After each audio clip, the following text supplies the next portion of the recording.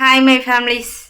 இன்றைக்கி என்ன விளாக் பார்க்க போகிறோம் அப்படின்னா, நம்ம லைஃப் ஸ்டோரியில் பார்ட் த்ரீ வந்து ரொம்ப இன்ட்ரெஸ்டிங்காக இருக்கும், ரொம்ப ஹாப்பியாக இருக்கும் அப்படின்னு நினச்சிட்டு பார்க்கலாம். வாங்க வீடியோக்குள்ளே போகலாம். வீடியோக்குள்ளே போகிறதுக்கு முன்னாடி லைக் பண்ணுங்கள், ஷேர் பண்ணுங்கள், கமெண்ட் பண்ணுங்கள், மறக்காமல் சப்ஸ்கிரைப் பண்ணிவிட்டு பக்கத்தில் இருக்க பெல் ஐக்கனை கிளிக் பண்ணிக்கோங்க. அப்போ தான் நாங்கள் போடுற வீடியோஸ் உங்களுக்கு நோட்டிஃபிகேஷன் வரும். உங்களுக்கு டைம் கிடைக்கும் போதில் எங்கள் வீடியோஸ் நீங்கள் பார்த்து ஜாலியாக என்ஜாய் பண்ணலாம். இப்போ வாங்க வீடியோக்குள்ளே போகலாமா?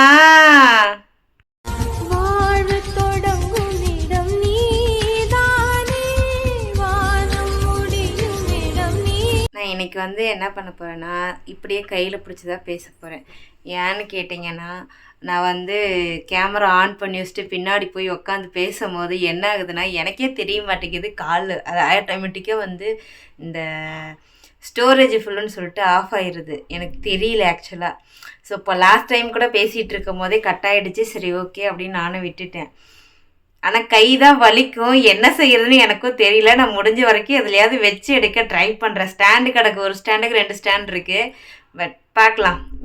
இருங்க, நான் ஏதாவது ஸ்டெட் பண்ணிவிட்டு திரும்ப கண்டினியூ பண்ணுறேன். யாரும் மிஸ் பண்ணிடாதீங்க. ஹாப்பியாக இதில் ரொம்ப இம்பார்ட்டண்டான விஷயங்கள்லாம் இருக்குது. கேமரா ஸ்டாண்டில் வச்சு எப்பவும் போல் வழக்கம் போல் செட் பண்ணியாச்சு. ஏன்னா ஸ்டோரேஜ் இருக்கதா டெலீட் பண்ணிட்டேன். சரி ஓகே, வளவளன்னு பேசணும். இப்போ நம்ம ஸ்டோரிக்கு போயிடலாம். நம்ம லாஸ்ட் டைம் பார்த்தது எத்தனை பேர் ஃபுல்லாக பார்த்தீங்கன்னா எனக்கு தெரியாது. பட் பார்த்தவங்க எல்லாருமே கமெண்ட் பண்ணியிருந்தீங்க. அதனால் எனக்கு ஹாப்பியாக இருந்துச்சு. இப்போ வந்து எப்படி சொல்கிறது, என் லைஃப்பில் வந்து லைஃபே புரட்டி போட்ட விஷயங்கள் அதைத்தான் நம்ம பார்க்க போகிறோம். ஆல்ரெடி நீங்கள் தம்ப்நெயிலில் பார்த்துருக்கலாம், இல்லை டைட்டிலில் பார்த்துருக்கலாம், சம்திங் ஏதோ ஒன்று. இதெல்லாம் ரக்ஷு நீரு காலேஜ் போயிட்டாங்க. ஏன்னா 9 மணி மேலே தான் நான் வீடியோஸ் எடுக்கிறேன். நேற்று வந்து கெஸ்ட்டு வந்திருந்தனால என்னால் எடுக்க முடியல. சாரோட இந்த நிருவோட கிளாஸ் சார் வந்திருந்தாங்க, இங்கிலீஷ் சார். வீடு இனாக்ரேஷன் ஃபங்க்ஷன் கூப்பிட்டுருந்தா அவங்களால வரணும்னு சொல்லிட்டு நேற்று கோயம்புத்தூர் அவங்க ஏதோ ஜாப் இன்டர்வியூக்கு வந்துட்டு அப்படியே இங்கே நம்ம வீட்டுக்கு பார்க்க வந்தாங்க. காலையில் அவங்களெல்லாம் கொண்டு போய் விட்டுட்டு வந்தாச்சு. பாப்பா, ரக்ஷு, நிரு, அவர் எல்லாத்தையும் கொண்டு போய் விட்டுட்டு நான் இப்போ வந்து வீடியோஸ் எடுத்துகிட்ருக்கேன். நம்ம லாஸ்ட் டைம் வந்து கொஞ்சம் எமோஷனலாக இருந்தது, கட் ஆகிடுச்சு. ஆட்டோமேட்டிக்காக ஃபோனுக்கே பிடிக்கல, பழைய எமோஷனலாக இருந்தது, கட் ஆகிடுச்சு. பரவாயில்ல. இப்போ நம்ம வந்து ஏஜ் அட்டன் பண்ணது வந்து அப்படியே நம்ம போயிடலாங்களா? அது அந்த வீடியோவில் எப்படி இருக்குன்னு எனக்கு தெரியல. எனக்கு வந்து நாங்கள் எல்லாம் ஆடி மாதம் வந்து ஊருக்கு போயிருந்தோம், ஏரியூர் கிராமத்துக்கு போயிருந்தோம். ஆடி மாதத்துல எல்லாம் காட்டு வேலை. அங்கே வந்து ஆடிப்பட்டம் கடலை போடுவாங்க. ஒரு சில பட்ட கடலெல்லாம் பார்த்திங்கன்னா ஆடியில் பிடுங்குவாங்க. அந்த மாதிரி எங்கள் மாமூட்டெலாம் கடலை பிடுங்கலான்னு சொல்லிட்டு உட்காந்து போய் ஆஞ்சு செம்மண்ணு காடு தான் எங்கள் மாமூட்டு காடு. அதில் வந்து பார்த்திங்கன்னா பின்னாடி வந்து அந்த செம்மண்ணு என்ன ஆகும், நமக்கு காரம் ஓட்டுற மாதிரி இருக்கும். அதை பார்த்துட்டு நான் வயசு பண்ணிட்டேன்னு சொல்லிட்டு ஒரு பொருளையும் கிடைக்கிறேன். சத்தியமாக நான் வயசுக்கு வரவே கிடையாது. அது எப்போ வந்தேங்கிறது வீடியோ ஃபுல்லாக பார்த்துட்டே வாங்க. அப்புறம் திரும்ப சரின்னு சொல்லிட்டு குடிசை கட்டினா அதை பண்ணு இதை பண்ணு எல்லாம் அது இதுன்னு செஞ்சாங்க. யாரும் எனக்கு சீர் வரிசைலாம் செய்யலை. எங்கள் மாமனுங்க எல்லோரும் சேர்ந்து ஒரு சீலை எடுத்து கொடுத்தாங்க. அப்புறம் திரும்ப சரின்னு சொல்லிட்டு அப்போவே வயசுக்கு வந்தபோது எங்கள் சின்ன பூச்சிட்டு பையனுக்கு வந்து என்னை கொடுத்துர்லாம், இங்கேயே காட்டுக்குள்ளாதே இருந்துட்டு போயிடுவா அப்படிங்கிற மாதிரி அவங்க சொன்னாங்க. அப்புறம் அப்பயே அவனெல்லாம் நான் கட்டிக்க மாட்டேன், திட்டு பையன் அப்படிங்கிற மாதிரி நான் சும்மா இந்த முறக்கிற பசங்களை நம்ம திட்டுவோம் இல்லைங்களா, விளையாடுவோம் இல்லைங்களா, அந்த மாதிரி நான் சொல்லிகிட்டு இருந்தேன். எனக்கு இப்போல்லாம் கல்யாணம் வேண்டாம், சீரியஸாக நான் சொல்லிகிட்டு இருந்தேன். எனக்கு இப்போல்லாம் கல்யாணம் வேண்டான்னு. இது ஒரு கட்டத்துக்கு மேலே நம்ம தலையில் எழுதியிருக்கும் போல், இல்லை நம்ம தலையில் தான் அதுதான் எழுதியிருக்கா, இல்லை நம்ம அப்பா என் அப்பானால அது நடந்திருக்கா, என்ன கரகனே எனக்கு தெரியலங்க. ஆனால் ஏதோ கூத்து வந்து லைஃப்பில் ஏறி உக்காந்துருச்சுன்னு மட்டும் அதுக்கப்புறம் தெரிஞ்சுக்கிட்டேன். அப்புறம் திரும்ப சரின்னு சொல்லிட்டு இங்கேருந்து என்ன பண்ணிட்டாங்க, கூட்டிகிட்டு இது ஃபஸ்ட்டு உடுப்பத்தாம்புதூரில் இருந்தோம், அப்புறம் சேலத்தில் இருந்தோம். அந்த இது என்னது புதுச்சத்திரம், எத்தனை பேருக்கு தெரியும்னு தெரில. புதுச்சத்திரத்தில் கோழி பண்ண பேர் எனக்கு சரியாக ஞாபகம் இல்லை, மறந்துடுச்சு. ஏன்னா அங்கே கொஞ்ச நாள் தான், ஒரு மாதம் கூட இருந்திருக்க மாட்டேன், கல்யாணம் பண்ணி தாட்டிக்கிட்டாங்க. என்ன பண்ணிட்டாங்கன்னா அங்கே கூப்பிட்டு போயிட்டாங்க. அங்கே கோழி பண்ணைக்கு போயிட்டு நான், எங்கள் அண்ணன், எங்கள் அப்பா கூட அந்த வந்த பொம்பளை எல்லோரும் சேர்ந்து கோழி பண்ணைக்கு கூப்பிட்டு போயிட்டு அங்கே போய் வேலை பார்த்துட்டு இருந்தா. ஆனால் டேட் ஆகவே கிடையாதுங்க. எல்லோரும் நீ வயசுக்கு வந்துட்டேங்கிற, என்னையெல்லாம் சீலை கட்டும்பாங்க. இப்போ நம்ம என்ன பண்ணுற, பிள்ளைங்கள சீலை கட்டாத, தாவணி போடாத, சின்ன பிள்ளையாகவே ஏஜ் அட்டன் பண்ணால் கூட பிள்ளைங்கள சின்ன பிள்ளையாகவே இருன்னு சொல்லுவோம். நான் இப்படி தாங்க இருந்தேன், சீரியஸாக சொல்கிறேன், பெரிய ஆளெல்லாம் நான் இல்லை. அப்புறம் திரும்ப சரின்னு சொல்லிட்டு இதுன்னு உடனே என்ன பண்ணிட்டாங்க, எங்கள் அப்பா யாருக்கிட்ட தகவல் சொன்னார் என்ன கரகமாக எனக்கு தெரியலங்க, சத்தியமாக தெரியல. அந்த இதெல்லாம் எனக்கு இப்போ பேசும்போது உண்மையாக எனக்கு கோபமும் ஆத்திரம் அழுவாச்சு தான் வருது. நானும் முடிஞ்ச வரைக்கும் அழக்கூடாதுன்னு இந்த வீடியோவை நான் ஷூட் பண்ணுறேன். அப்புறம் பார்த்தீங்கன்னா ஒரு நாள் வர்றாங்கங்க, யாருன்னா என்னை கல்யாணம் பண்ணி கொடுத்தாங்களே என் மாமியாவும் என் மாமியோட ஃப்ரெண்டும், மாமியாவும் அவங்க ஃப்ரெண்டு மாதவியும் 2 பேரும் வராங்க. வந்துட்டு எங்கள் அப்பா வந்து பார்த்துட்டு நான் என்ன பண்ணுவேன்னா, ஏன்னா கொஞ்சம் வீடெல்லாம் சுத்தபத்தமாக வச்சுருக்கிறது பிடிக்கும். அடுப்பு கட்டியாக இருக்கட்டும், சிங்கிளியாக இருக்கட்டும், அப்படி இப்படின்னு போடுறது எனக்கு பிடிக்காது. எனக்கு தெரிஞ்ச வரைக்கும் நான் அப்படி தான் வச்சுருப்பேன். ஒரு அடுப்பு கடையில் ஏதாவது குப்பை குளம் கடந்துச்சுன்னா திட்டுவேன், ஏதாவது ஒன்று பண்ணுவேன். அதெல்லாம் பார்த்துட்டு இவ நம்ம வீட்டுக்கு வந்தால் நல்லா இருப்பா, நம்ம பார்த்துக்கலாம், நம்ம மாமன் பேத்தி தானே அப்படின்னு சொல்லிட்டு எங்கள் அப்பாட்ட வந்து ஜாதகம் கொடுப்பையான்னு கேட்க, எங்கள் அப்பா என்ன பண்ணிட்டாரு, பெரிய வள்ளல் பரம்பரை மாதிரி என்னமோ புள்ள உண்மையாலுமே தெரியாதான் அப்பனுக்கு. ஏன்னா கூட வந்தவ சொல்லிட்டா, அவள் பேச்சு தான் எங்கள் அப்பனும் மீற முடியல. இன்னி வரைக்குமே எங்கள் அப்பா மீறாதுக்கு ரீசனாக அவள் பேச்சு கேட்குறனால தான். ஸோ அவள் இவன் பேசக்கூடாது, தப்பு தான், வயசுக்கு மரியாதை கொடுக்கணும். ஆனால் நடந்ததுனால அது உள்ளுக்குள்ளே வலி வேதனை நிறைய இருக்குது. அதனால நான் இந்த இடத்துல அதை பேசித்தான் ஆகணும், வேறு வழி இல்லை. அதுக்கப்புறம் என்ன பண்ணிட்டாங்கன்னா, அவங்க உடனே ஜாதகத்தை கொடுத்துட்டாங்க. அவங்களும் 4-5 பக்கம் பார்த்துட்டு எங்கேயும் செட் ஆகல. ஒரு இடத்துல போய் என்ன ஆச்சு ஏதாச்சும் தெரியல, அது ஜாதகம் சொல்லிட்டு ஜாதகம்லாம் செத்து போயிட்டான், இவனுக்கு எதுக்கு பொண்ணு பார்க்குறீங்கலாம் ஏதோ சொன்னாங்கன்னு சொல்லியெல்லாம் வந்து சொல்லிக்கிட்டு இருந்தாங்க. சரி நான் விட்டேன்னா எங்கள் அப்பாட்ட கேட்குறேன், எதுக்குப்பா இந்த வேலை பார்க்குறீங்க, நான் இருக்கிறது உனக்கு பாரமாக இருக்குதாப்பா, ஏப்பா இப்படி பண்ணுற அப்படின்னு சொல்லி நான் சொல்லும் போது, இல்லைம்மா சும்மா பார்த்து வைக்கிறோம் அப்படின்னு சொல்லி எங்கள் அப்பா என்ன சொன்னார். எனக்கு எத்தனை வயசுன்னு பார்த்துக்கோங்க சொன்னார். செப்டம்பர் 7 செப்டம்பர் 9 12 வயசு முடிஞ்சு 13 பிறக்குது. செப்டம்பரு அந்த அக்டோபர்லேயே வந்து பேசுகிறாங்க. செப்டம்பர் அக்டோபர் ஆமாம் அக்டோபர்லேயே வந்து ஜாதகம் கேட்குறாங்க. அக்டோபர்லேயே வந்து நிச்சயமும் பண்ணிட்டு போயிட்டாங்க. எனக்கு அக்டோபர் வந்து 27 30 சரியாக டேட் தெரியல, நிச்சயமும் பண்ணிட்டு போயிட்டாங்க. எனக்கெல்லாம் ஒன்றுமே தெரியல, பேர் என்னன்னு தெரியாது, ஆள் என்னன்னு தெரியாது, எப்படி இருப்பாங்கன்னு தெரியாது, அது என்ன ஒரு ப்ராசஸ்ன்னு கூட எனக்கு தெரியல. ஆனால் இவங்க பண்ணிவிட்டு உடனே என்ன பண்ணிட்டாங்க, நிச்சயம்னு வந்து ஒரு மோதிரத்தை கொண்டாந்து போட்டு விட்றாங்க. எனக்கு வந்து அதை யாருக்கிட்ட போய் சொல்லணும்லாம் தெரியல. ஏன்னா அந்தளவுக்கு நமக்கு வந்து ஒன்று கூட அம்மா இருந்திருந்தாங்கன்னா கண்டிப்பாக நல்லது கெட்டது நமக்கு சொல்லியிருப்பாங்க. நான் அம்மா இல்லாமலே வளர்ந்துட்டேன், எனக்கு நினைவு தெரிஞ்சனால தான் அம்மா இல்லாமலே நான் வளர்ந்துட்டேன். இவனும் என்ன பண்ணிட்டேன், அதாவது இன்னொன்று நான் சொல்லிக்கிறேன், இவங்களோட சொந்த பந்த விருப்பத்துக்காக அண்டு சுய விருப்பத்துக்காக என்னை வந்து அந்த மாதிரி பண்ணிட்டாங்க. ஏன்னா நாங்கள் 10க்கு 10 ரூமில் இருந்தனால அவங்களால அவங்களுக்கு பிடிச்ச மாதிரி அவங்க இருக்க முடியாதனால எனக்கு இந்த மாதிரி ஒரு இதை பண்ணிட்டாங்க. கொண்டு போய் பாலுங்கணத்தில் என் வாழ்க்கையே நாசம் பண்ணிட்டாங்க. வெள்ளிக்கிழமை அதுவுமா அழக்கூடாது, ஆனால் எனக்கு அழுகு வருது. இப்போ நினச்சா கூட என் வாழ்க்கையை அழுகுதான் வருது. அதில் போய் நிச்சயம் பண்ணாங்க. நிச்சயம் பண்ணோன்னே நவம்பர் 7ஆம் தேதி கல்யாணம் வச்சுக்கலாம் அப்படின்னு சொல்லிட்டு அவங்க வாக்கில் வேலை செய்கிறாங்கப்பா. துணி எடுக்கிறேன்னு என்னை எதுக்கும் சொல்லவும் இல்லை, எதுவும் இல்லை. எங்கள் அண்ணனும் நானும் போகிறோம், எனக்கு வேணாம்ப்பா, எனக்கு கல்யாணம் வேணாம்னு விட்டு நான் போக மாட்டேன் அப்படின்னு. அப்படித்தான் இருக்கும், சரியாக போயிடும் அப்படின்னு சொல்லிட்டு எங்கள் அப்பா என்ன பண்ணிட்டாருன்னா, துணிமணி எடுக்கிறதுலேருந்து நகை எடுக்கிறதுலேருந்து எல்லாம் கடன் வாங்கி, நம்ம கடன் வாங்கி ஏப்பா செய்யணும்னு நான் சொல்கிறேன். இப்போ தான் கடனெல்லாம் கட்டியிருக்கோம், திரும்ப ஏப்பா கடன் வாங்கன்னு சொன்னது கூட எங்கள் அப்பா கேட்கவே இல்லை. எல்லாம் பண்ணாங்க. நவம்பர் 7ஆம் தேதி எனக்கு கல்யாணமும் நடந்துச்சு. எனக்கு உண்மையாக சொல்கிறேங்க, நான் 6ஆம் கிளாஸ் பாதி தான். 6ஆம் கிளாஸில் எனக்கு அந்த டச்சு விட்டு போனோடனே அந்த பேனா பிடிச்சி கையெழுத்து போட எனக்கு வரலைங்க.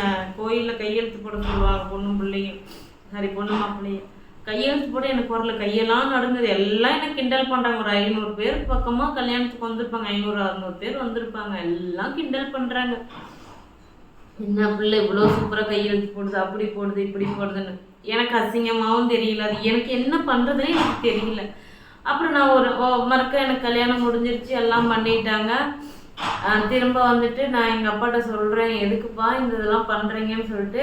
கல்யாணத்தில் கூட பார்த்திங்கன்னா எங்கள் அண்ணன் சண்டை போட்டு போயிருப்பான், அந்த பிள்ளைக்கு என்ன இருக்குது, ஏன் என் தங்கச்சி பிரிக்கிறீங்க, அந்த பிள்ளையை ஏன் கல்யாணம் பண்ணுறீங்க அப்படின்னு சொல்லிட்டு. அப்போயும் நான் வயசுக்கு வரலைங்க, நான் இப்பயே தெளிவாக நான் சொல்லிக்கிறேன்.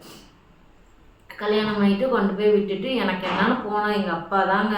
உண்மையாக சொல்கிறேன், கல்யாணம் முடிஞ்சிட்டு கொண்டு போய் வீட்டில் விட்டுட்டு போவாங்க பற்றி. அதுக்கு முன்னாடி ஏதோ எல்லாம் சண்டை வந்திருக்கு. எங்கள் மாமி எங்கள் அப்பா கிட்ட சொல்லியிருக்கோம், அப்படி உன் பிள்ளையை என்ன பாடுபடுத்துகிறேன் பாரு அப்படின்னு சொல்லி. இதான் அவங்களுக்குள்ளார எல்லாம் வாக்குவாதம் வந்து எப்படி சொல்கிறது, 2 பேர்த்து பகையை தீர்த்துக்கிறதுக்கு என் வாழ்க்கையை நாசம் பண்ணிட்டாங்க. திரும்ப சரின்னு சொல்லிட்டு கொண்டு போயிட்டு எங்கள் அப்பையும் போனதான் வரவும் இல்லை, ஒன்றும் இல்லை, மறுவீடு அழைக்க அதுக்கு இதுக்கு எந்த ஒரு இதுக்கும் வரலை. இவனுங்க என்ன பண்ணிட்டானுங்கன்னா என்னைய போட்டு எந்த அளவுக்கு டார்ச்சர் பண்ண முடியுமோ அந்த அளவுக்கு டார்ச்சர் பண்ணுறாங்க. நான் சொல்லிட்டேன், பா நீ கீழே படுத்துக்கு, நான் கட்டில் படுத்துக்கணும், நான் கட்டில் படுத்துக்கிறேன், நீ கீழே படுத்துக்கு அப்படின்னு சொல்லியாச்சு. அவங்க அதுக்கப்புறம் கொஞ்ச நாள் கம்முன்னு தான் இருந்தாங்க. ஆனால் அந்த சுற்றி இருக்கிற பொறுக்கிங்க இருக்காங்க பார்த்தீங்களா, என்ன சொன்னாங்களே தெரில. அதுக்கப்புறம் தான் என்னோடய இல்லற வாழ்க்கையை வேறு மாதிரி ட்ரை பண்ணாங்க. அப்புறம் எனக்கு வந்து உடன்பாடு இல்லைன்னு சொல்லிட்டு ஃபஸ்ட் டைம்லாம் நான் சொல்லிவிட்டு விட்டுட்டேன். அப்புறம் என்ன பண்ணிட்டாங்கன்னா இப்படியே கடந்து போகும்போது என்னை அடிச்சுட்டு அப்படி ஐப்பசியில் கல்யாணம், கார்த்திகை மார்கழி மாதம் வந்து எனக்கு ஃபஸ்ட்டு அடி வந்து மார்கழி மாதம் கல்யாணம் முடிச்சு 2 மாதத்தில். ஐப்பசி 21 கல்யாணம், கார்த்திகை மார்கழி மாதம் மார்கழி 1 அன்னைக்கு எனக்கு அடி விழுகுது. நீ என்ன படுக்க வரமாட்டேங்கிற அப்படின்ட்டு. உடனே அவங்க அம்மா கிட்ட போய் சொல்கிறாங்க, அவள் படுக்க வரமாட்டேங்கிறான்னு. அப்போ அவள் வந்து அவங்க தம்பியை வச்சுருப்பா, அவங்க அண்ணனை வச்சுருப்பா, அவள் எவன் கூடயே போகிறா, அதனால தான் வந்து உங்களோட படுக்க வர மாட்டேங்கிறான்னு எனக்கு அன்னைக்கு ஸ்டார்ட் ஆன பிரச்சனை.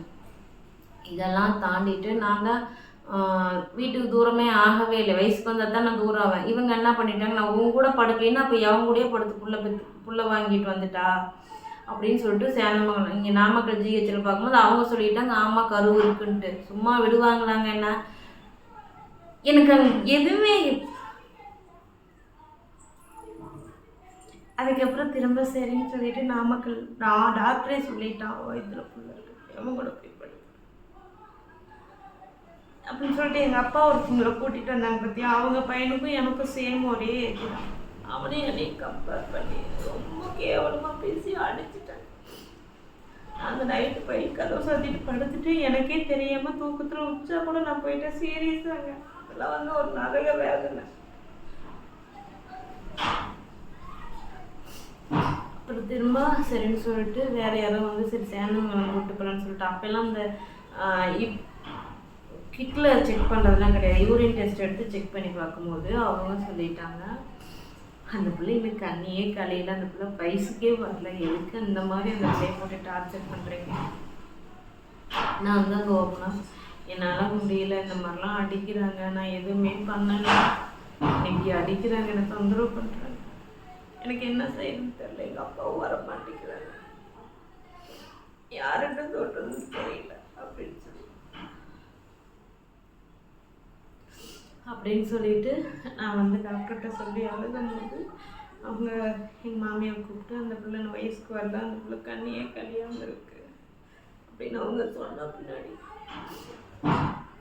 ஏன் என்ன அப்போ வயசுக்கு வரத அது ஒரு மாதிரி சொல்லி கட்டி வச்சிட்டான் அவங்க அப்பா, என் பையன் வாழ்க்கையை நாசம் பண்ணிட்டாங்களா அப்படின்னு சொல்லிட்டு திரும்ப ஜிஹெச் கூட்டு போய் இவள் வயசுக்கே வரலையாமான்னு சொல்லி அங்கெல்லாம் பார்த்துட்டு இப்போ அவங்க ஒரு மாத்திரை கொடுக்குறாங்க. மாத்திரை கொடுத்து இந்த மாத்திரையை சாப்பிடுங்க, 21 நாளில் வந்து டேட் ஆயிடுவாங்க அப்படிங்கிற மாதிரி அவங்க கொடுக்குறாங்க. அது டெய்லியும் காலையில் ஒவ்வொரு மாத்திரை சாப்பிட்னாங்க. சரி ஓகேன்னு சொல்லிட்டு அந்த ஒவ்வொரு மாத்திரை சாப்பிட்டு கொஞ்ச நாள்லேயே நான் வந்து தீபாவளிக்கு அந்த பிரச்சனை நடக்குதா, தீபாவளி கல்யாணமாக, அடுத்த தீபாவளிக்கு நான் வந்து இதாகிட்டேன், அதாவது ஏஜ் அட்டன் பண்ணிட்டேன். அதுக்கப்புறம் என்னை வந்து ஏஜ் அட்டன் அந்த ஏஜ் அட்டன் பண்ணலேன்னு தெரிஞ்ச பின்னாடி அமைதியாக விட்டுட்டாங்க. என்னை தொடவோ என்னை டார்ச்சர் பண்ணவோ எதுவுமே செய்யலை. 2003 கல்யாணம், 2004 2005 வரைக்கும் இந்த இடையில அந்த கொஞ்ச நாள் வந்து என்னை எதுவுமே பண்ணலை. மாமியை வந்து அவங்க பையன்கிட்ட சொல்லிட்டாங்க. உடனே என்ன பண்ணிட்டாங்கன்னா அந்த இதான உடனே 7 நாள் கழித்து இதுக்கு மேலே இவளை வந்து நம்ம எல்லாமே செய்யணும் அப்படிங்கிற ஒரு எண்ணத்தில் நான் வந்து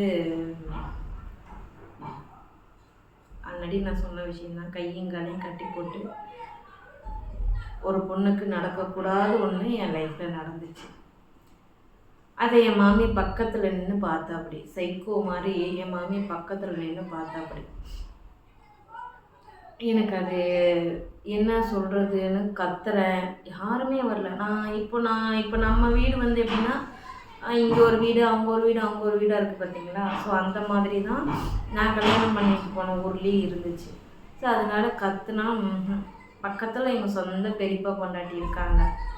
அவங்கக்கிட்ட போய் சொன்னால் அதெல்லாம் அப்படி தான் இருக்கும், அட்ஜஸ்ட் பண்ணி தான் இருக்கணும். நான்லாம் 5 பிள்ளை பெற்றேன், 7 பிள்ளையை பெற்றவங்க பெரியப்பங்கிட்ட அப்படின்னு சொல்லி அட்ஜஸ்ட் பண்ணி தான் போகணும், அட்ஜஸ்ட் பண்ணி தான் போகணும், பொறுத்து தான் போகணும், பொம்பளையாக பிறந்துட்டோம் பொறுத்து தான் போகணும் அப்படின்னு சொல்லி அவங்க சொல்ல இப்படியே போயிட்டு இருக்கிற நடுவில் என்ன ஆயிடுச்சுன்னா அப்படி இப்படின்னு ரக்ஸு வந்து கருத்தரிச்சிட்டான். 2005லலாம் பார்த்தீங்கன்னா ரக்ஸ் வந்து 2005 ஆமாம் ஜூன் ஜூலையில் ரக்ஸ் வந்து கருத்தரிச்சிட்டான்னா கருத்தரித்த பின்னாடி அப்போ வந்து 3 மாதம் கழிச்சு தான் என் மாமி நோட் பண்ணிகிட்டே இருப்பாள். இந்த டேட்டில் இந்த மாதம் தூரானா, அடுத்த மாதம் இந்த டேட்டில் ஆகலைன்னா மாதமாக இருக்கா, ரைட் ஓகே அப்படிங்கிற மாதிரி.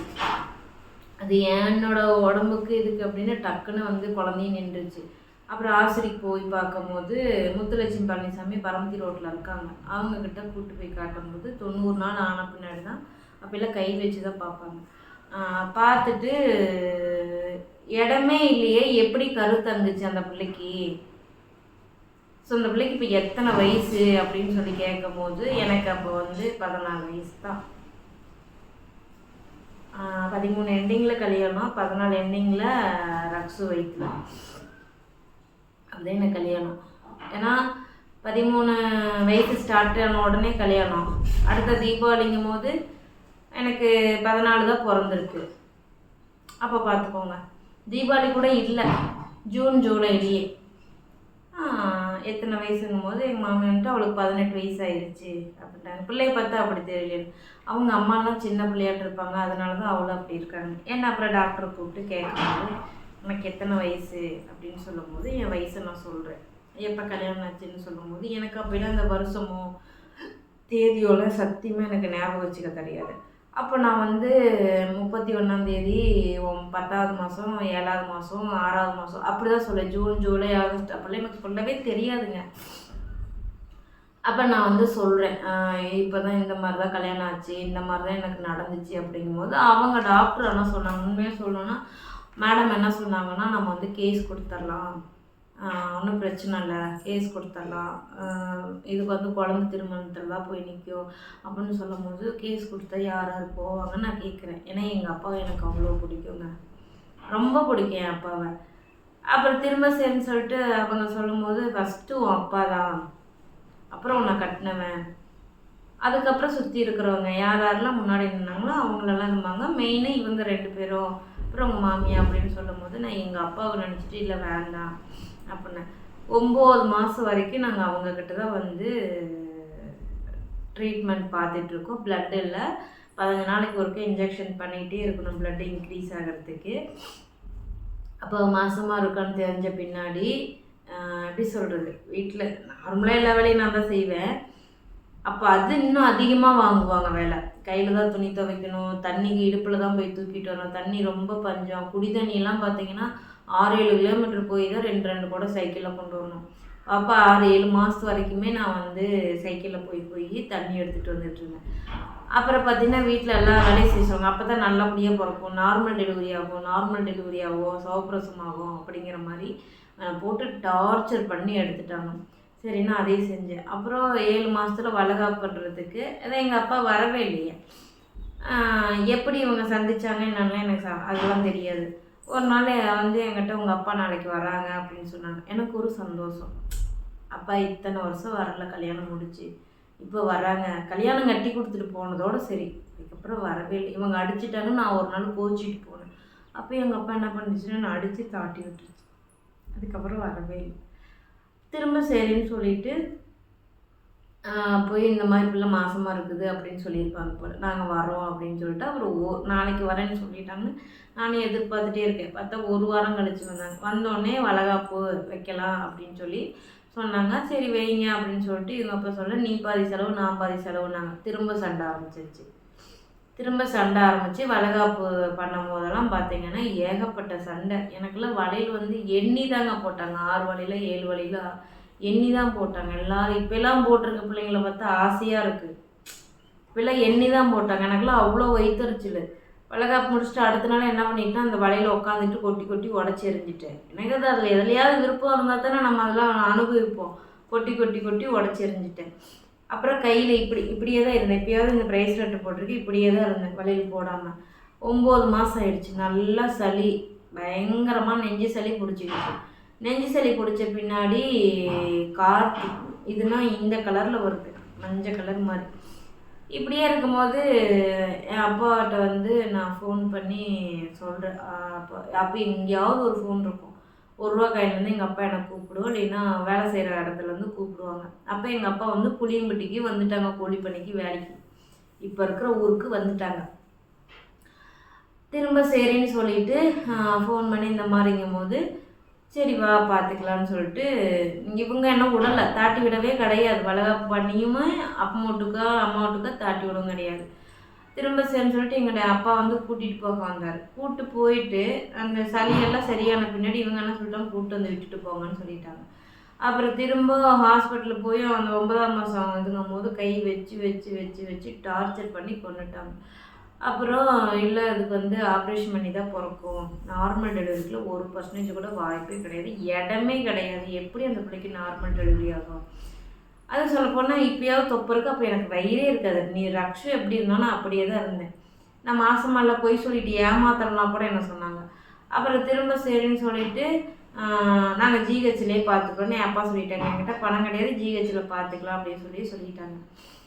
ஜிஹெச்சில் போய் பார்க்க போகல தான் வந்து அவங்க நர்ஸுங்கெல்லாம் பயங்கரமாக பண்ணுறாங்க. ஒன்றா கை வச்ச ப்ளட் வர மாட்டேங்குது, ஒன்றும் வர மாட்டேங்குது, நீ வயிற்றுல புள்ள இருக்குதுன்னு சொல்கிறேன்னா அவங்க அதை விட கேவலமாக திட்டுறாங்க. அத்தனை திட்டி வாங்கிட்டு ஒரு கட்டத்துக்கு மேலே வந்து முடியல, வீட்டுக்கு போயாச்சு. போயிட்டு பங்குனி மாதம் 13 நாள் ரக்ஷு பாப்பா வந்து அதிகமாக இதாக பிறந்தா, கொடுத்த டேட்டை விட. அப்புறம் பங்குனி உத்திரெல்லாம் முடிஞ்ச பின்னாடி அடுத்த நாளே மாமியாரை வந்து சொல்லு, பள்ளிக்கூடம் உடஞ்சிருச்சு, எனக்கு இப்போவே வலிக்குது, வயிறு வலிக்குது, அது பண்ணுது இது பண்ணுதுன்னு சொல்லு, அப்போ தான் ஆப்ரேஷன் பண்ணி எடுப்பாங்க அப்படின்னு சொல்லி எங்கள் மாமி என்கிட்ட வந்து சண்டை. புளியம்பட்டியில் வந்து கோழிக்கொட்டையில் தான் நாங்கள் இருக்கோம், பயங்கரமான சண்டை. அப்புறம் திரும்ப அப்போவே எல்லாம் கிளம்பி ஆஸ்பத்திரிக்கு போயிட்டு பார்த்தா கர்ப்பப்பையில் தண்ணி இல்லை, ஆப்ரேஷன் தான் பண்ணணும், நாளைக்கு வாங்கன்னு சொல்லி தாட்டி விட்டாங்க. அப்புறம் அடுத்த நாள் போனோம்னா மத்தியானம் ஆப்ரேஷன் சொல்லிட்டு மத்தியானமும் பண்ணலை. திரும்ப 3 மணினாங்க, 3 மணி பண்ணல, கரெக்டாக 5 மணிக்கு பண்ணி 5:15க்கு நம்ம ரக்ஷு வந்து எடுத்து கொடுத்துட்டாங்க. அவ்வளோதாங்க, எடுத்து கொடுத்தாங்க. அதுக்கு மேலே நடந்தது நான் அடுத்த வீடியோவில் சொல்கிறேன். நான் முடிஞ்ச வரைக்கும் எமோஷனல் ஆகாமல் நான் உங்களுக்கு வந்து வீடியோஸ் கொடுத்துருக்கேன்னு நினைக்கிறேன். பாய். கஷ்டமாக இருக்குது. பாய்.